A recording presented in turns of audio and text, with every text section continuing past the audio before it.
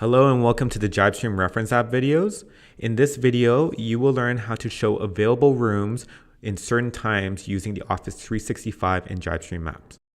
From here, if Outlook 365 is available in your office and you have it set up on the CMS, you can navigate to the settings and be able to turn on the Outlook room availability switch. From there, Outlook 365 will provide you an application ID that you can enter in. Click Next.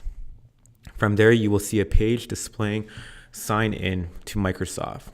Put in your email and sign in with your password credentials.